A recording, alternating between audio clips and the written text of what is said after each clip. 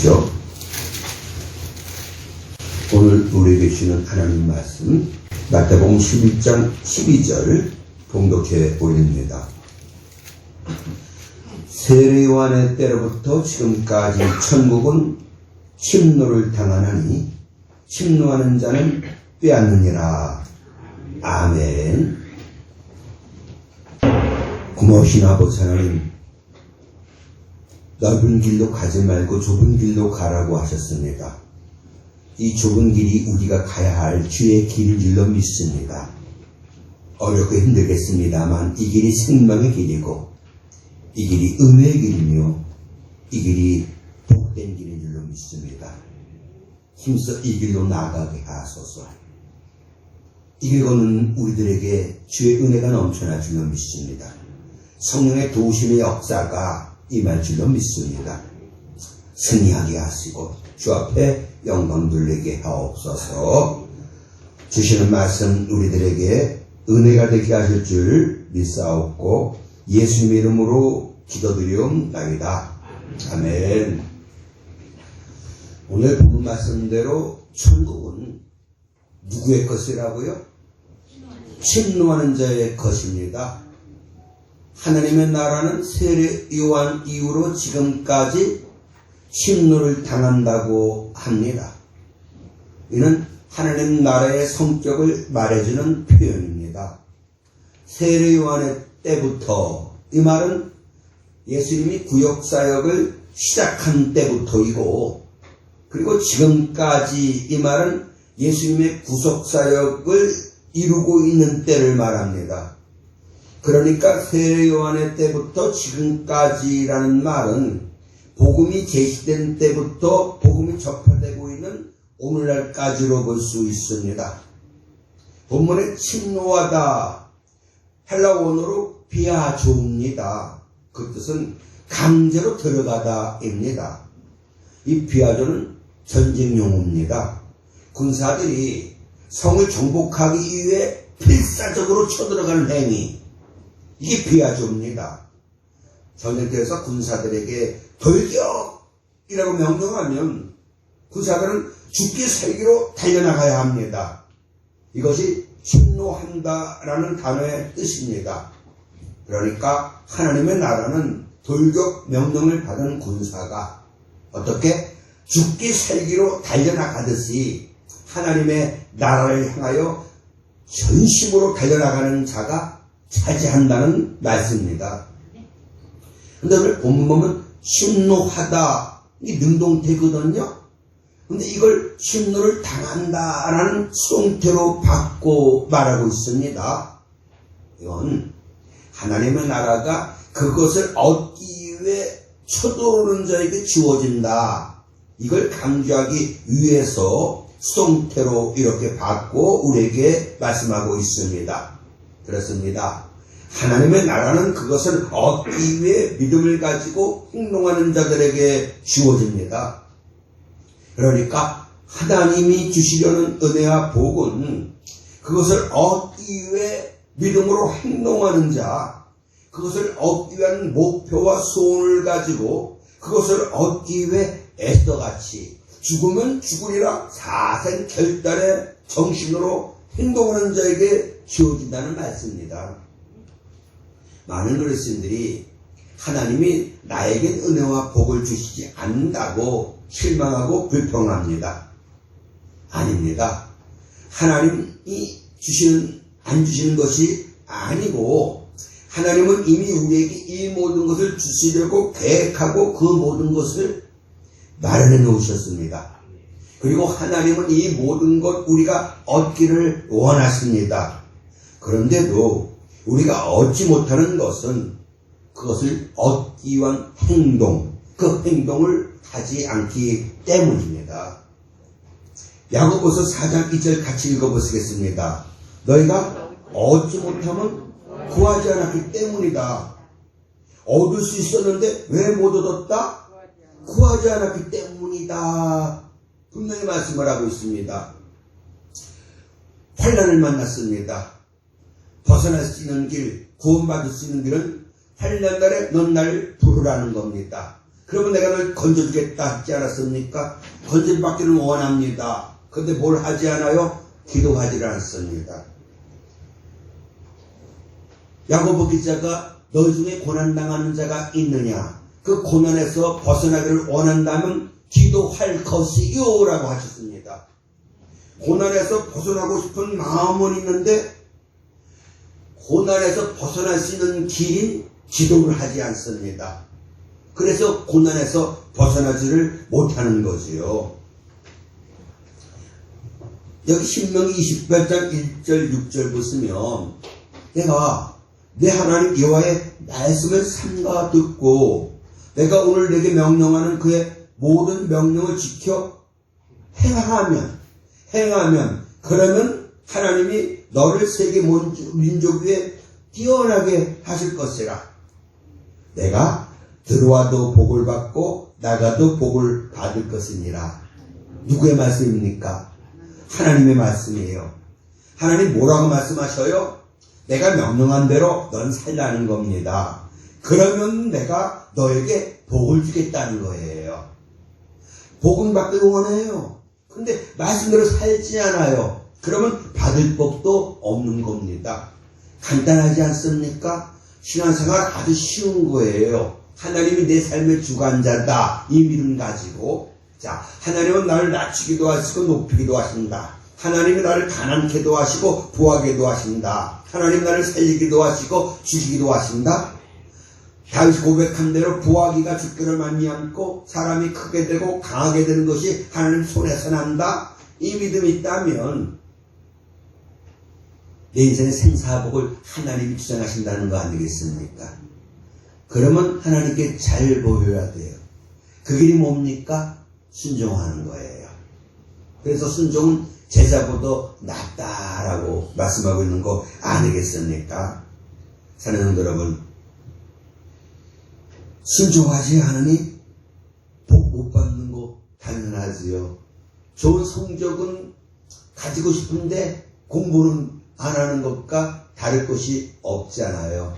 좋은 성적 얻기를 원한다면 답은 정해져 있잖아요. 열심히 공부하면 됩니다.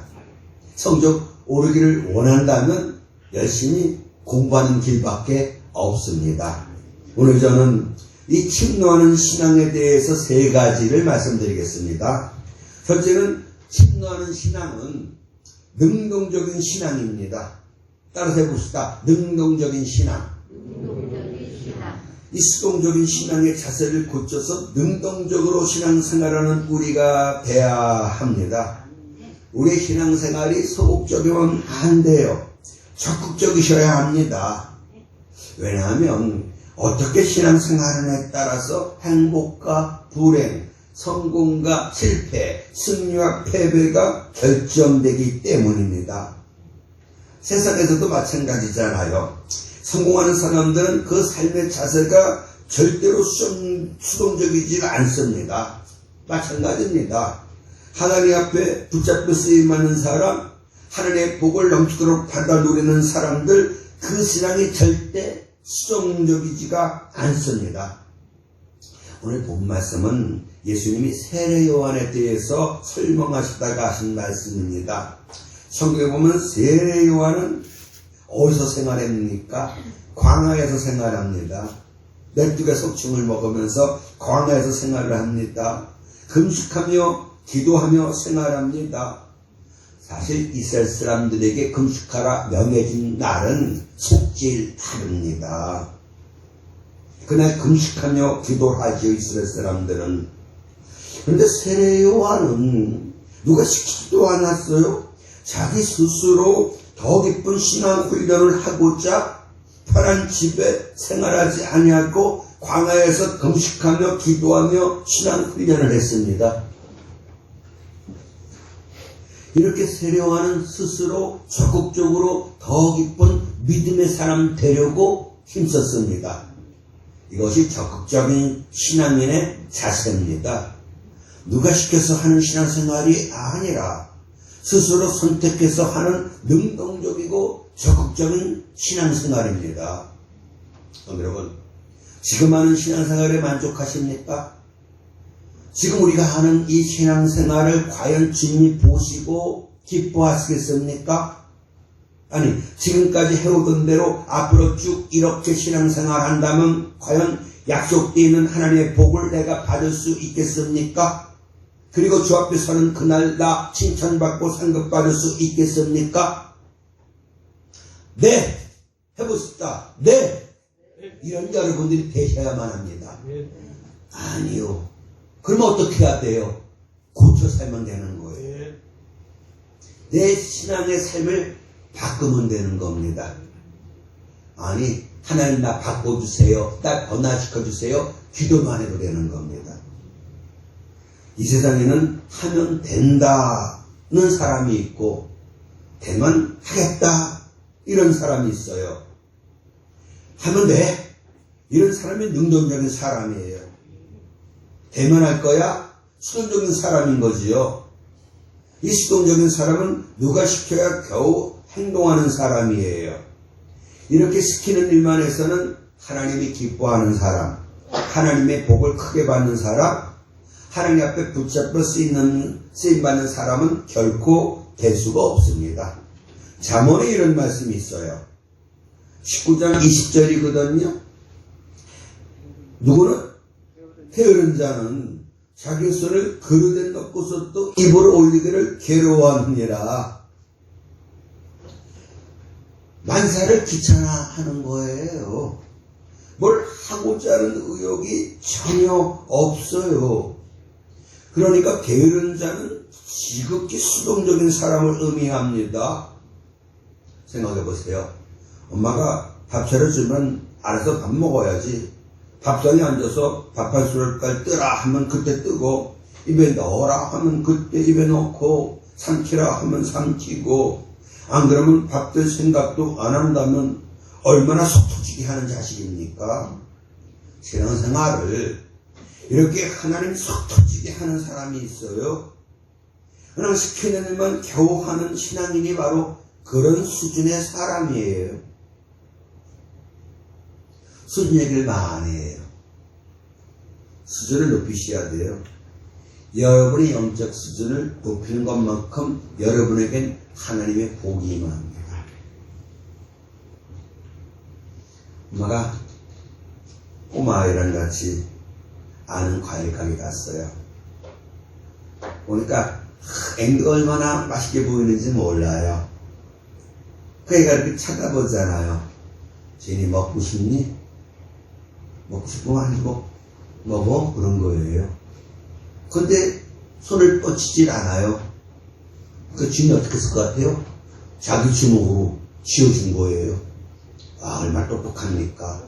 내가 쥐어봤자 그 몇 개나 치겠는가?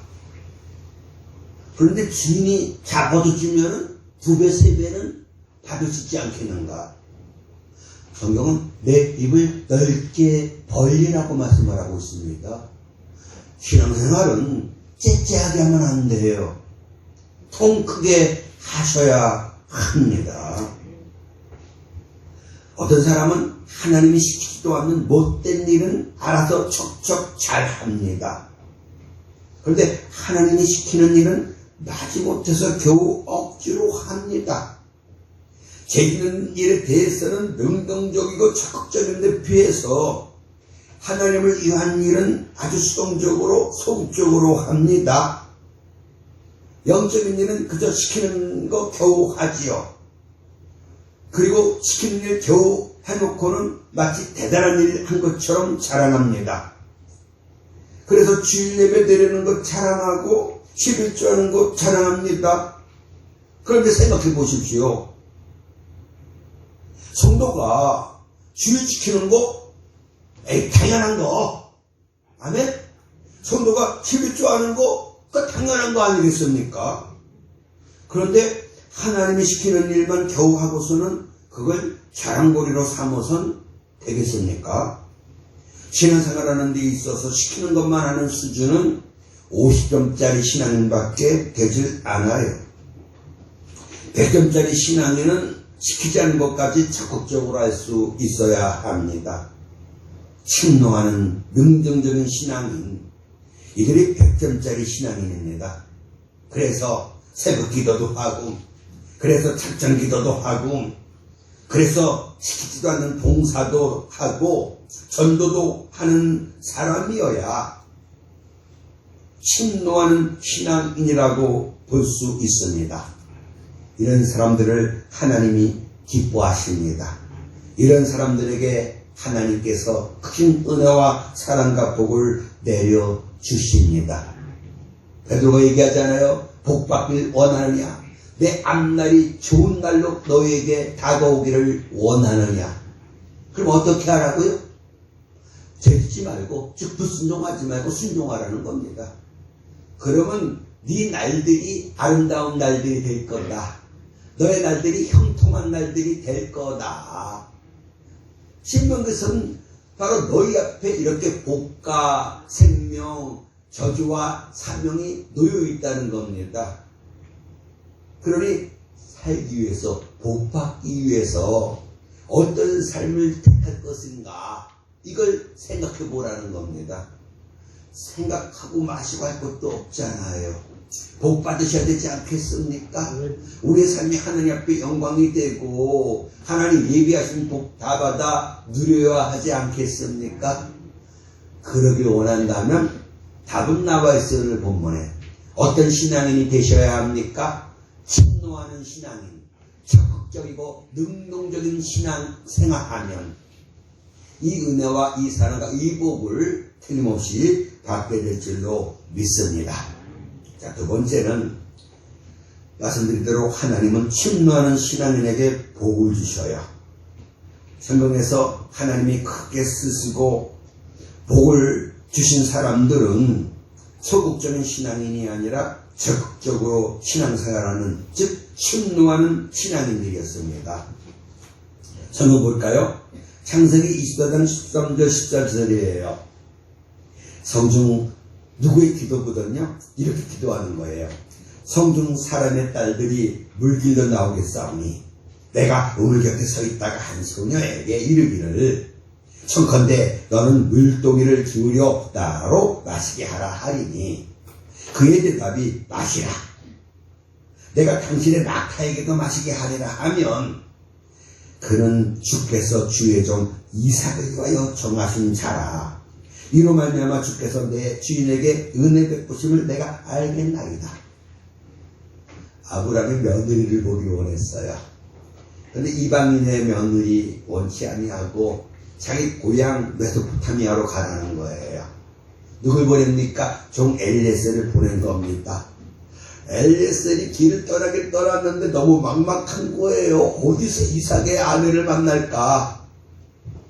그런데 주인 아브라함을 따라 신앙생활을 열심히 했어요. 적어도 하나님은 내 기도를 들어주신다라는 믿음이 있었어요.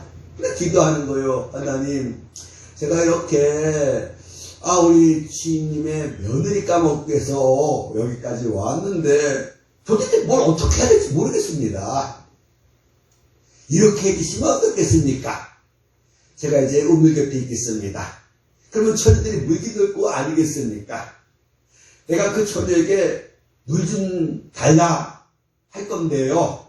그 처녀가 네 하고 나에게 물을 주고 그리고 또 나아가 제가 또 낙타들에게도 물을 주겠습니다 하면 바로 그 여자가 하나님이 우리 이삭의 며느리로 택한 자로 내가 알겠습니다. 이렇게 기도한 겁니다. 그러고 있는데 한 소리가 왔어요. 물 달라 합니다. 그랬더니 예예예 하고 물 줘요. 그러고 보더니 제가 저 낙타에게도 물을 줄게요 하는 거예요. 이스라엘 물이 귀해요. 쉽게 물 뜨는 게 아니에요. 우물 기든 겁니다. 우물을 길어보셨으니까 쉬운 게 아니지 않습니까? 또 주라고 했습니까? 주라고 하지도 않았어요. 이렇게 이 소녀 이름이 뭐지요? 리브가예요. 리브가는요 이렇게 적극적이고 능동적인 그런 소녀였습니다. 그래서 아브라함의 며느리가 되는 복을 받았습니다. 이삭의 아내가 되잖아요. 얼마나 거부였는지 아시잖아요. 아브라함의 재산 엄청난 거예요. 또 이삭은 굉장히 온유한 자 아닙니까? 그리고 예수님의 조상을 낳는 영광을 얻었지 않았습니까? 사랑하는 여러분, 이렇게 신앙생활을 적극적으로 한다는 건 정말 복된 일이에요. 다윗, 구약에서 정말 최고의 복받은 자가 아닌가 할 수 있을 정도의 인물이 아니겠습니까? 다윗 신앙의 특징이 뭔지 아셔요? 적극적이었어요. 그 신앙이. 군인이 아니었음에도 불구하고 골리앗과 맞서 싸웠어요. 또 법궤가 아비나답 집에 있었잖아요. 근데 그 법궤를 예루살렘으로 모셔오고 싶었어요. 누가 법궤 모시고 오라 하지도 않았어요. 하나님 요구한 것도 아니에요. 그런데 다윗은 법궤를 모셔옵니다. 그리고 다윗은 하나님을 위해서 성전을 지어드리려고 했습니다. 하나님 명하셨습니까? 원하셨습니까? 아니에요. 그런데 하나님은 넌 피를 많이 흘려서 안 돼. 내 자식으로 하여금 성전 짓게 허락하마 했지 않습니까? 그러면 알았어요 하고 아무 일 하지 않아도 되는 거 아니겠습니까? 그런데요, 가만히 있을 수가 없었어요. 그래서 어떡합니까? 최선을 다해 준비하는 거예요. 뭐이요? 설계도도 만들고 필요한 자재, 중요한 자재 다 준비합니다. 얼마나 적극적인 신앙인입니까? 하나님이 시키지도 않았어요. 준비 안 한다고 누가 뭐라 할 사람도 없는 거예요. 그런데 다윗은 최선을 다해 준비합니다. 이런 다윗의 적극적인 신앙, 즉 침노하는 신앙에 하나님이 감동하셔서 다윗에게 큰 복을 주신 겁니다. 솔로몬만큼 부귀영화 받은 사람 없다라고 성경은 말하고 있어요. 하나님은 솔로몬의 어떤 점에 반해서 이런 엄청난 복을 주셨습니까? 그것은 솔로몬의 적극적인 신앙, 침노하는 신앙 때문입니다. 솔로몬이 1000번제를 드립니다. 1000마리 소로 번제를 하나님께 드렸습니다. 하나님 1000번제 드리라고 했습니까? 아닙니다. 율법적으로 한다면 소 한 마리만 번제 드릴 수 있는 겁니다. 그런데 솔로몬은 많이 하고 싶었어요. 잘하고 싶었어요. 하나님 기쁘시게 드리고 싶었어요. 그래서 소 한 마리가 아니라 1000마리 소로 번제를 드린 겁니다. 솔로몬의 이 침노하는 신앙에 하나님이 감동하신 거예요. 그래서 그 밤에 솔로몬에게 나타나, 야, 나 너한테 뭐든지 주고 싶다. 또 뭐하니? 제가 왕 된 거 하나님 은혜인데 제가 이 백성들을 잘 다스릴 수 있도록 지혜를 주시면 감사하겠습니다. 한 거 아니에요? 어머머머 기특해라. 넌 수도 구하지 아니하고 영화도 구지 아니하고 내 영광을 위하여 지혜를 구하니, 야, 내가 그건 안 돼. 내가 너한테 지혜뿐만 아니라 부와 기와 영화도 주겠다 한 거 아니겠습니까? 이렇게 솔로몬의 침노하는 신앙에 하나님이 감동하신 거예요. 저는 이렇게 신앙생활하면서 이제 지난날을 돌아볼 때, 야, 이때 하나님이 크게 기뻐하셨겠다 싶은 때가 군 생활할 때 군종으로 이제 헌신을 하는데, 그러다 보니까 출장 갈 일이 많아요. 근데 가다 보니까 점심시간인데 부대 도착하지 못했어요. 부대 들어가야 밥 먹는 거고, 그렇지 않으면 밥을 사 먹어야 되잖아요. 돈은 있었어요. 근데 거기서 밥 먹으면 헌금할 돈이 없는 거예요. 군생활 정말 배고픕니다. 저 엄청 잘 먹었어요. 근데 하늘날 헌금하려고 제가 밥을 안 사 먹고 부대 들어갔어요. 야, 저는 생각해보고 또 생각해봐도 하나님이 굉장히 기뻐하시겠다는 생각을 해요. 우리 휴가를 나왔습니다. 친구들이 많았어요.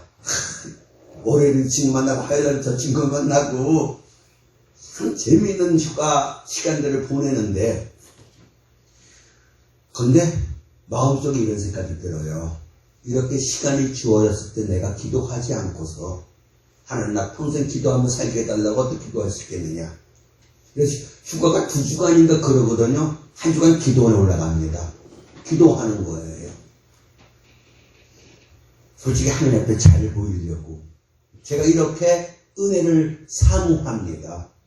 그걸 주님이 굉장히 기뻐하셨지 않았겠는가, 그런 생각을 한번 해봅니다. 성도 여러분, 하나님을 감동시키셔요. 그러면 천국문, 은혜의 문이 활짝 열립니다. 예배생활, 말씀생활, 기도생활, 전도생활, 봉사생활, 교제생활 적극적으로 하셔야 됩니다. 능동적으로 힘써 하고자 하는 거룩한 이 영적 욕심이 저와 성도님들에게 있어지기를 주의 이름으로 축원합니다. 세 번째는 이 침노하는 신앙인들에게는 온전한 믿음이 있습니다. 온전한 믿음? 다른 믿음 그런 뜻이지요. 믿음에도 지적인 요소가 있고 감정적인 요소가 있고 의지적인 요소가 있습니다. 이 세 가지 중에 하나도 빠진다면 그 믿음은 온전한 믿음이 절대로 아닙니다. 먼저 지적인 요소가 있어야 됩니다. 알아야 해요. 다윗은 그 아들 솔로몬에게 이혼할 때에 넌 내 아비의 하나님을 알고, 호세아 6장 3절 힘써 여호와를 알자. 알아야 돼요. 지난주에 말씀드린 대로 우리 믿음은 알매 근거합니다. 하나님이 어떤 분이신가? 예수님이 어떤 일을 하셨는가? 성령은 누구신가? 구원은 어떻게 받을 수 있는가? 이걸 알고 그런 지적인 요소가 있어야 될 것이고, 그리고 두 번째는 정서적인 요소입니다. 알고 믿음으로 구원받았지 않았습니까? 그러니 기쁘고 즐거워요. 마음이 평안해요. 그래서 뭐가 있어요? 감사가 있고 감격이 있어요. 신앙생활은 의무로 하는 게 아닙니다. 의무로 하는 건 재미없어요. 감격으로 하셔야 돼요. 즐거이 부르자. 찬양 부르라는 게 아니야. 즐거이 찬양하라는 거예요. 그냥 기도해라. 힘써 기도하라는 거예요. 사랑하는 성도 여러분, 예수를 구주로 믿는 우리에게 믿음으로 말미암은 기쁨과 평안 반드시 있게 해야 합니다. 그래야 신앙생활이 즐거워요. 즐거워야 잘할 수 있어요. 욥도 그렇고 다윗도 그렇고 그들에겐 성경 읽는 것이 즐거움이었어요.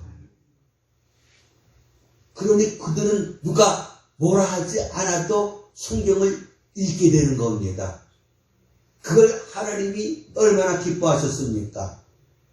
1년 성경 일독하자. 그래서 몇 년째잖아요. 한 번도 못하고 있어요. 왜요? 침나는 신앙인이 아니기 때문인 거예요. 저기 예수 만나고 나도 믿음 좋은 사람 되고 싶었어요. 그런데 어떻게 하면 믿음이 좋아져요? 성경을 읽으면 믿음이 좋아진다고. 로마서 10장 17절이죠. 그리고 로마서 2장 17절이잖아요. 믿음은 들음에서 나며 들음은 그리스도의 말씀으로 말미암느니라. 로마서 10장 17절. 로마서 1장 17절. 복음에는 하나님의 의가 나타나서 믿음으로 믿음에 이르게 하느니라. 자, 나도 믿음 좋은 사람 되고 싶었어요. 근데 그 길이 있더라고요. 어떻게? 성경을 읽고 교회 나가 하나님의 말씀 주의종을 통해서 들으면, 그러면 믿음이 생기고 믿음이 자란다는 거예요. 어떻게 했을 것 같아요? 제가 성경 읽었어요. 밥 먹을 때도 옆에 놓고 제가 읽었어요. 성경을요. 그저 수요일 예배든 주일 예배든 금요일밤 기도회든 열심히 나가서 말씀 들었어요. 어떨 때 회사에서 조금 늦게 오다 보면 뛰어야 돼요. 내려서 뛰어가는 거예요. 그걸 주님 다 보신다니까요. 나의 일거수일투족을 주님은 다 보십니다. 여러분의 삶 모든 모습을 주님은 지켜보시잖아요. 10번 139편 보십시오. 너의 앉고 일어섬을 내가 본다는 거예요. 너의 마음을 내가 다 들여다보고 있다는 거예요. 우리 마음에 뭐가 있어야 돼요? 적극적인 마음이 있어야 되는 거예요. 그 마음이 없어요. 자녀를 키웁니다. 학원도 보내고. 근데 공부 좀 하라 그러면 그냥 떨어져갖고 이러는데 이제 그만하고 컴퓨터랑 눈이 초록초록 빛납니다. 그거 보면서 부모는 씁쓸한 미소를 띄웁니다. 아니 씁쓸한 생각을 할 수밖에 없겠지요. 오늘 주님께서 우리 보시고 씁쓸해 하셔요. 야, 그거 신앙생활이라고 하랴. 안타깝게 여기셔요. 옛날 어르신들 그따위로 하려면 뭐라 그러죠? 집어치우래요. 그러니까 또 멍청한 자식은 집어치워. 집어치우라는 얘기입니까? 열심히 하라는 얘기예요. 제대로 하라는 얘기예요. 저는 어머니가 공부해라 하시진 않았어요. 근데 내 마음속에 어머니를 위해서 좀 공부를 열심히 해야 되겠다. 그런 마음 있었어요. 그러니까 시키지 않는 공부 그냥 나름대로 열심히 하고 살았어요. 성도 여러분, 이렇게 감사하는 마음이 있어야 보답하는 삶을 살 수 있는 거예요. 10편 50편 23절 보실까요? 이거 아까 한 거고 10편 50편 23절 감사로 제사 드리는 자가 나를 영화롭게 한다는 거예요. 이렇게 그 행위를 옳게 하는 자에게 내가 하나님의 구원을 보이리라 라고 주께서 말씀하셨는데 무슨 말씀인지 아시죠? 감사로 제사하는 게 옳은 거라는 거예요. 그게 나를 기쁘게 한다는 거거든요. 이렇게 감사한 마음으로 예배하는 자가 나를 기쁘게 하니까 내가 가만히 있을 수 없지. 그에게 내가 구원의 복을 내려주겠다. 이렇게 말씀하는 거 아니겠습니까? 받은 은혜에 대한 감사의 마음을 가지고 주 앞에 나와 예배해야 합니다. 다시 이 은택을 어떻게 보답했고 이 은혜를 어떻게 보답했고 답이 뭐라고요? 예배로.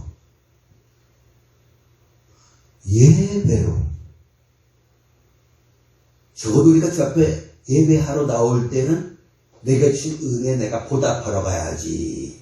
이 마음 가지고 나오는 겁니다. 그 빈손으로 아니고 정성껏 예물을 준비해서. 감사하니까. 그래서 예배할 때에 주님이 그 예배를 받으시는 거예요. 예배를 드리긴 하는데 감사하는 마음도 없고 감격하는 마음도 없고 미지근한 예배 드리고 그리고 예배를 통해서 별 은혜도 받지 못하고 그렇다면 답은 정서적인 요소가 부족해서 그런 겁니다. 이 정서적인 요소가 없는 믿음은 가식적이고 형식적인 신앙인이 될 수밖에 없는 거죠. 사랑하는 성도 여러분, 우리 마음에 감사가 넘쳐나야 됩니다. 우리 마음에 구원함을 얻은 기쁨이 세다 고백할 수 있는 그런 뜨거운 마음이 있으셔야만 합니다. 얼마나 감사합니까? 이 세상을 주를 믿는 하나님의 자녀로 산다는 것. 이렇게 그 은혜가 너무나도 고맙고 감사해서 눈물 흘릴 수 있는 늘 울어도 눈물로도 못 갚을 줄 알아. 그래요. 내 모든 걸 다 바쳐도 그 은혜 어떻게 갚을 수 있겠습니까? 그 사람의 감격하는 신앙인 될 수 있기를 주의 이름으로 축원합니다. 이제 세 번째는 의지적인 요소가 있으셔야만 합니다. 그 믿음대로 행동할 수 있어야 돼. 하나님 명령한 대로 내가 행하고 하나님 계명을 따라 내가 살리라. 이런 결단이 오늘 우리에게 있어야만 합니다. 행함 없는 지식, 감정만 있는 믿음, 이건 온전한 믿음이 절대로 아닙니다. 이 행함이 없는 믿음, 야고보는 죽은 믿음이다라고 합니다. 하나님께 영광도 안 되고 하나님의 은혜와 사랑과 복 받을 수가 없습니다. 지, 정, 의, 이 세 가지 요소가 다 있어야 바른 신앙인입니다. 엄마가 나를 위해서 얼마나 애쓴 거 알아. 그 사랑 생각하면 얼마나 고마운지 마음이 뜨거워져. 그리고 끝. 부모 섬기지도 않고 보답하지도 않아. 어디다 먹습니까 그걸. 부모가 나를 위해서 애쓰고 수고한 건 내가 알아. 나를 향한 그 어머니 아버지의 뜨거운 사랑 내가 알고 느끼고 그래서 기뻐하고 감사해. 그래서 부모 말씀 순종해. 그래서 부모 앞에 효도해. 그래야 온전한 자식인 겁니다. 그저 다오다오만 하고 받을 줄만 알고 보답할 줄 모른다면 참된 자식이라 할 수 없는 거예요. 똑같습니다. 행동으로 나타내야 합니다. 성경을 좀 알면 그게 믿음의 전부인 줄 착각해요. 머리통으로 커진 거지요. 그리고 감정적으로 믿고 은혜에 감격하면 스스로 믿음이 대단하다라고 착각을 합니다. 그런데 지식적으로 알고 감정적으로 깊어졌다면 반드시 의지적인 행동이 따라야 진정한 믿음인 겁니다. 하나님 은혜를 받았다면 마음의 감동으로만 끝내면 안 됩니다. 반드시 구체적인 행동으로 나타내야 합니다. 말씀의 은혜를 받았다면 좋은 말씀 들었어 이렇게 끝내면 안 되고 정말 말씀의 은혜를 받았다면 의지적인 행동으로 반드시 나타내야 합니다. 그래야 진정한 천국을 침노하는 적정한 신앙일 겁니다. 병아리가 알 깨고 나오는 원리를 압니까? 엄마 닭이 알을 품지 않습니까? 때가 되면 이제 병아리가 알 속에서 나오려고 먼저 스스로 알을 깨기 위해서 부리로 알을 쪼아요. 그러면 알을 품고 있던 어미 닭이 그 소리를 알아듣고 동시에 바깥에서 알을 쪼아줍니다. 이렇게 안팎에서 서로 쪼아대게 되는 거지요. 이렇게 새끼와 어미가 동시에 알을 쪼게 되지만 그렇다고 해서 어미가 새끼를 나오게 하는 건 아니에요. 다만 어미는 이 알을 깨고 나오는데 도움만 줄 뿐이에요. 결국 알을 깨고 나오게 하는 건 새끼 자신인 거예요. 안에서 병아리의 노력과 밖에서의 어미닭의 도움이 합쳐져 건강한 병아리가 탄생하는 것처럼 이 신앙생활도 마찬가지예요. 우리의 노력이 없으면 절대로 안 됩니다. 바이올린을 배웁니까? 아무리 좋은 선생님 붙여놔도 본인이 스스로 노력하지 아니하면 좋은 바이올리니스트는 절대로 될 수가 없습니다. 성령님 아시지요? 그 이름은 보혜사입니다. 보혜사 도움이라는 얘기예요. 우리가 적극적으로 신앙생활할 때 그때 성령께서 도와주십니다. 어미닭이 밖에서 알을 깨워주는 것처럼 내가 먼저 힘써야 성령의 도우심을 받아 놀라운 결실이 있게 되는 법입니다. 하나님은 가만히 수동적으로 기다리는 사람에게는 도우심의 은혜를 주시지를 않아요. 병아리가 알을 깨고 나오려고 부단히 노력하는 것처럼 어쨌든 간에 내가 믿음으로 살기 위해서, 내가 은혜 받기 위해서 힘쓸 때, 그때 놀라우신 성령님의 도우심의 은총을 체험하게 되는 겁니다. 로마서 12장 12절에는 기도에 항상 힘쓰라고 했습니다. 여러분은 얼마나 기도해 보셨습니까? 새벽 제단 쌓아 보셨습니까? 40일 새벽 기도 해 보셨습니까? 아니면 한 달 저녁 기도? 한 달 아침 금식 기도? 아니 산 기도? 한 주간 또는 40일 철야 기도? 큰 문제가 없어도 은혜 받기 위해, 능력 받기 위해, 좀 더 나은 신앙인이 되기 위해 하는 기도, 이거 여러분에게 있습니까? 반드시 있게 해야 해요.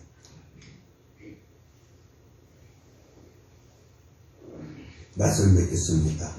이왕이면 다홍치마는 말 하시죠.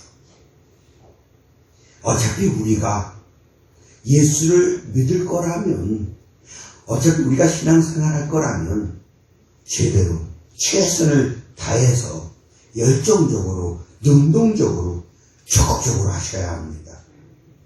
이왕 우리 이 신앙생활 반드시 복받도록 해야 합니다. 서양 속담입니다. 같이 한번 읽어볼까요? 마부가 말을 물 가까이까지 끌고 갈 수 있다. 그러나 그 말로 하여금 물을 마시게 할 수는 없다. 맞아요? 틀려요? 맞지요? 자, 우리 하나님, 우리 모두를 위해서 차별 없이 풍성한 은혜의 물가로 우리를 인도하시지요. 그런데 그 풍성한 은혜의 생수를 마시는 일은 누가 해야 합니까? 내가 해야 합니다. 이것조차 하지 아니하고 저절로 하나님의 은혜가, 역사가 들어오고 나타날 것이라 착각하지 마십시오. 사람이 무엇을 심든지 심은 그대로 거둡니다. 행한 대로 모든 것은 이루어지는 거잖아요. 하나님이 열어주시는 은혜의 문, 구원의 문을 향해서 마음과 힘을 다하여 전진하셔야 됩니다. 철저하게 주일 성수하셔야 해요. 자꾸 주일을 빼먹어. 그럼 안 되는 거거든요. 물론 하나님 이해하실 만한 형편 있어요. 주일 빠질 수밖에 없는. 철저하게 주일 성수합니다. 텔레비는 하루 한두 시간 보잖아요. 근데 성경은 안 읽어요. 그걸 부끄럽게 스스로 생각하셔야 돼요. 그래서 어떻게 해야 돼요? 성경을 반드시 매일 읽으셔야 돼요. 열심히 기도하셔야 되고, 온전한 11조 해야 되고, 또 주변 사람들에게 복음도 전하고, 또 잡혀라 봉사도 하고, 이렇게 신앙생활을 능동적으로 적극적으로 하는 성도들에게 우리 하나님 크신 은혜 반드시 내려주십니다. 로마서 12장 11절이에요. 같이 읽겠습니다. 부지런하여 게으르지 말고 열심을 붓고 주를 섬기라. 주를 어떻게 섬겨야 돼요? 주를 섬기는 게 신앙생활이잖아요. 신앙생활을 어떻게 해야 돼요? 열심히 해야 돼요. 열심히. 게으르게 하셔서는 절대로 안 돼요. 정말 이 말씀을 순종하는 저와 성도님 될 수 있기를 주의 이름으로 축원합니다. 기도하시겠습니다. 아버지 하나님, 우리 향하는 이 신앙생활 정말 제대로 해보길 원합니다. 하나님 보시고 기뻐하시고 하나님 받으시고 복 내려주실 만한 그런 신앙생활 하기를 원합니다. 소극적으로 수동적으로 신앙생활하는 것이 아니고 적극적으로 능동적으로 신앙생활하기를 원합니다. 그래서 우리를 구원하시는 하나님을 기쁘시게 해드리고, 그래서 하늘에 붙잡혀 귀하게 쓰임받고, 그래서 우리 하나님의 큰 은혜와 사랑과 복을 넘치도록 받아 누릴 수 있는 복된 우리 성도님들 되게 하옵소서. 주께서 말씀하십니다. 차든지 뜨겁든지 하라고. 이제 미지근하게 신앙생활하지 않게 하시고 정말 열정적으로 신앙생활하여 하나님을 영화롭게 하는 우리 모두 다 되게 해주시옵소서. 감사하옵고 예수님의 이름으로 기도드리옵나이다. 아멘. 이제는 우리 주 예수의 크신 은혜와 우리 아버지 하나님의 크고 놀라우신 사랑과 성령의 감동과 도우심에 충만한 은혜 역사가 부름 받들어 주 앞에 나와 말씀 듣고 은혜 받아 이제 적극적인 신앙생활 하리라 다짐하고 나가는 우리 모두 위에 영원토록 함께